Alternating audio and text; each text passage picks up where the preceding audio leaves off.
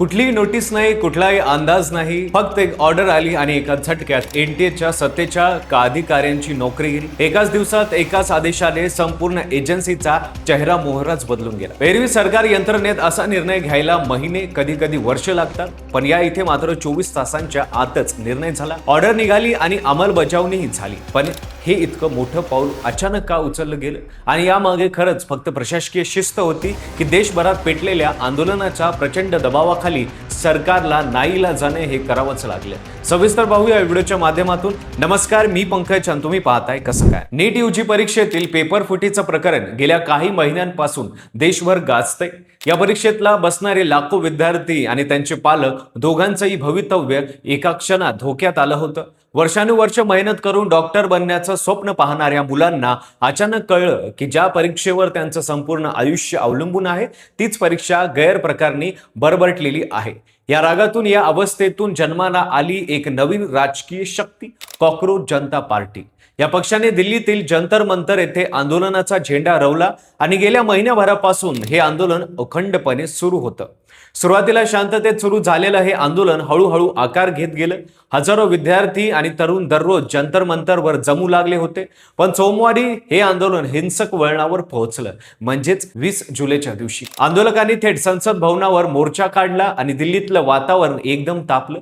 Police आणि आंदोलक आमने सामने आले, लाठीचार्जच्या घटना घडल्या आणि हे प्रकरण देशभरातल्या प्रत्येक न्यूज चॅनलवर झळकू लागलं। या सगळ्याची एकच मागणी होती, केंद्रीय शिक्षण मंत्री धर्मेंद्र प्रधान यांचा राजीनामा। या आंदोलनाला आणखीन एक बळ मिळालं ते संसदेतील विरोधी पक्षांच्या भूमिकेमुळे। काँग्रेससह इतर विरोधी पक्षांनी हा मुद्दा उचलून धरत सरकारला घेरण्याचा प्रयत्न सुरू केला। संसद अधिवेशनादरम्यान वारंवार हा विषय चर्चेला येत राहिला। विरोधकांनी सभागृहात घोषणाबाजी केली आणि सरकारला उत्तर देणं भाग पडलं।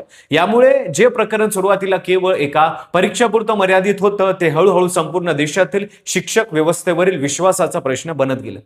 नॅशनल टेस्टिंग एजन्सी म्हणजेच एनटीए ही संस्था नीटसह देशातील अनेक महत्त्वाच्या राष्ट्रीय परीक्षा घेते। दरवर्षी कोट्यावधी विद्यार्थी या संस्थेवर विश्वास ठेवून परीक्षा देतात, पण पेपर फुटीच्या आरोपानंतर या संस्थेच्या कार्यपद्धतीवर आणि विश्वासार्हतेवर मोठे प्रश्नचिन्ह उभे राहिले होते। सुरुवातीला केंद्र सरकारने शिक्षण खात्याचे सचिवच बदलले, प्रशासकीय पातळीवर काही किरकोळ बदल केले, पण तेवढ्याने विद्यार्थ्यांचा आणि आंदोलकांचा राग शांत झाला नव्हता, उलट तो अधिकच वाढत गेला। नंतर जंतर मंतरवर आंदोलक दिवसागणिक वाढत गेले होते। सोनम वांगचुक यांच्यासारख्या व्यक्तींनी स्वतःचा जीव धोक्यात घालून आंदोलनाला बळ दिलं आणि हे प्रकरण फक्त शिक्षण क्षेत्रापुरतं मर्यादित न राहता एक मोठं राजकीय वादळ बनलं। सोशल मीडियावरही हा मुद्दा प्रचंड व्हायरल झाला। लाखो लोकांनी आंदोलकांना पाठिंबा दर्शवला। याच पुढच्या दबावाखाली अखेर पंतप्रधान नरेंद्र मोदी यांनी स्वतः मोठी घोषणा केली। त्यांच्या घोषणानंतर काही तासातच केंद्रीय मंत्रिमंडळ पेपर फुटी रोखण्यासाठी कठोर शिक्षेची तरतूद असलेल्या मसुदा विधेयकाला मंजुरी दिली। या विधेयकात पेपर फुटीत सहभागी असणाऱ्या दीर्घ मुदतीचा तुरुंगवास आणि मोठा दंड ठोठावण्याची तरतूद करण्यात आली आहे।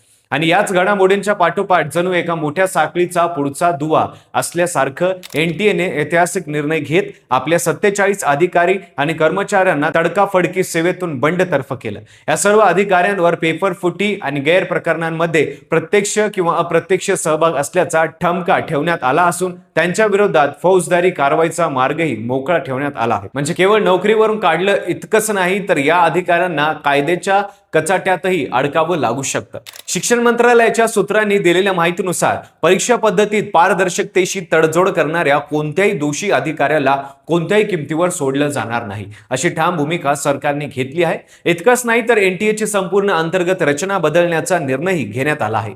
पुढील एका महिन्यात एनटीएची कार्यप्रणाली, अधिकाऱ्यांची जबाबदारी आणि अंतर्गत व्यवस्थापन संपूर्णपणे नव्याने आखलं जाणार आहे। यामध्ये परीक्षा केंद्रावरील पाळत, प्रश्नपत्रिका छपाई आणि वितरणाची पद्धत तसंच निकाल जाहीर करण्याची प्रक्रिया या सगळ्यांचा फेर आढावा घेतला जाणार असल्याचं समजतं।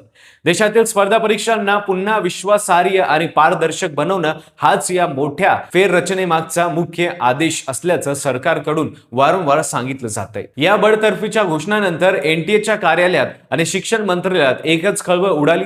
ज्या अधिकाऱ्यांवर ही कारवाई झाली त्यात वरिष्ठ पदावरील काही जणांचाही समावेश असल्याची चर्चा आहे। यामुळे केवळ खालच्या स्तरावरील कर्मचाऱ्यांना बळीचा बकरा बनवलं जात नसून संस्थेतील साखळीच मोडीत काढली जाते असा संदेश देण्याचा प्रयत्न सरकारने केल्याचं दिसतंय।